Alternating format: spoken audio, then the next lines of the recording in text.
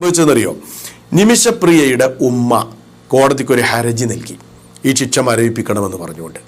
അങ്ങനെ ആ ഹർജി പരിഗണിച്ചുകൊണ്ട് കോടതി ശിക്ഷ ഒന്നുകൂടെ നീട്ടിവെച്ചു. അതാണ് സംഭവിച്ചത്. അതാണ് യാഥാർത്ഥ്യം. ഉള്ളത് അമ്മ കൊടുത്തില്ലേ? അമ്മയുടെ ആപ്ലിക്കേഷനാണ് വധശിക്ഷ നീട്ടിവെക്കാൻ പറഞ്ഞ അമ്മ ആപ്ലിക്കേഷൻ. ഞങ്ങൾക്ക് ഫാമിലിയെ ബന്ധപ്പെടാനുള്ള സമയം ഇനിയും അനുവദിക്കണം എന്ന കാരണം കാണിച്ച് അമ്മ തന്നെയാണ് സ്വന്തം സൈനില് അമ്മയും സാമുവൽ ജെറോം ഭാസ്കറും കൂടെയാണ് ആപ്ലിക്കേഷൻ മൂവ് ചെയ്തിരിക്കുന്നത്.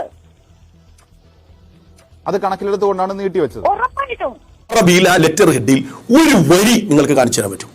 എന്തിനാണ് അനാവശ്യമായ ക്രെഡിറ്റ് എടുക്കുന്നത്? ഇല്ലാത്ത കാര്യം എന്തിനാ പറയുന്നത്? അങ്ങനെ ഒരു വരി അതിലില്ല. കാണിച്ചു തരാൻ നിങ്ങളുടെ കൂട്ടത്തിൽ ആരെങ്കിലും ഉണ്ടെങ്കിൽ അത് നിങ്ങൾ കൊണ്ടുപോകാം, കാണിക്ക്. നിങ്ങൾ പറഞ്ഞത് ഞങ്ങൾ കേൾക്കും. മാത്രമല്ല, നിങ്ങൾ കാണിച്ച അതിലൊരു മറ്റൊരു കൃത്രിമം എന്താണെന്ന് ചോദിച്ചാൽ, നിങ്ങൾ ഈ ഒരു ലെറ്റർ ഹെഡിൽ അതിലെ നിങ്ങൾ എഡിറ്റ് ചെയ്തു. എന്നിട്ട് നിങ്ങൾ ഗ്രാൻഡ് മുഫ്തി എന്നതിൽ വാട്ടർമാർക്ക് നിങ്ങൾ ആഡ് ചെയ്തു. ആ ഒറിജിനൽ കത്തിൽ വാട്ടർമാർക്ക് ഇല്ല. ഇതാ നിങ്ങൾക്ക് കാണാം, ശരിക്കും കാണാം. ഇവർ കാണിച്ച കൃത്രിമാണിത്. വാട്ടർമാർക്ക് ഗ്രാൻഡ് മുഫ്തി എന്നിവരെ എഡിറ്റ് ചെയ്തിട്ട് ഇവർ പ്രസിദ്ധീകരിച്ചു. ഇതാണ് ഇവർ കൃത്രിമം കാണിച്ച ആ ലെറ്റർ ഹെഡ്. ഇനി അതിന്റെ ഒറിജിനൽ നോക്കൂ, അതിൽ ഗ്രാൻഡ് മുഫ്തി എന്നുണ്ടോ? ഇല്ല. അപ്പൊ ഇതൊക്കെയാണ് ഈ വിഷയത്തിൽ സംഭവിച്ചത്. ഇത് നമുക്ക് ആദ്യമേ ഇതിനെക്കുറിച്ചുള്ള സൂചന. കാരണം കാന്തപുരമാണല്ലോ ഇത്തരം വിഷയങ്ങളിൽ ഇടപെടുന്നത്. പല വിഷയങ്ങളിലും സംശയാസ്പദമായ കാര്യങ്ങൾ മൂപ്പര് ചെയ്യും. അതുകൊണ്ട് തന്നെ മൂപ്പരെ വിഷയത്തിൽ പെട്ടെന്ന് എടുത്തു ചാടി പ്രശംസിച്ചിട്ട് കാര്യമില്ല എന്ന ബോധ്യം സത്യത്തോട് കൂറുള്ളത് കൊണ്ട് അത് നമ്മൾ ചെയ്തില്ല.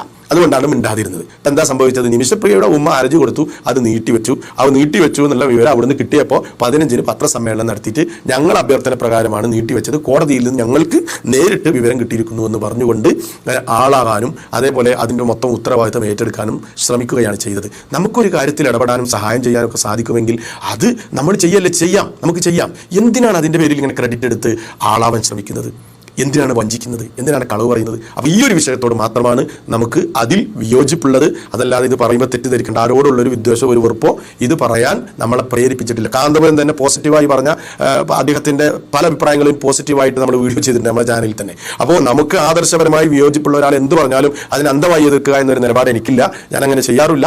പോസിറ്റീവായിട്ട് എന്തെങ്കിലും നല്ലതായിട്ട് എന്തെങ്കിലും പറഞ്ഞാൽ അതിനെ ആ നിലയ്ക്ക് തന്നെ കാണാൻ ഞാൻ ശ്രമിക്കാറുണ്ട് എന്നുകൂടി ഇതിനോട് അവസാനം കൂട്ടിച്ചേർക്കുകയാണ്.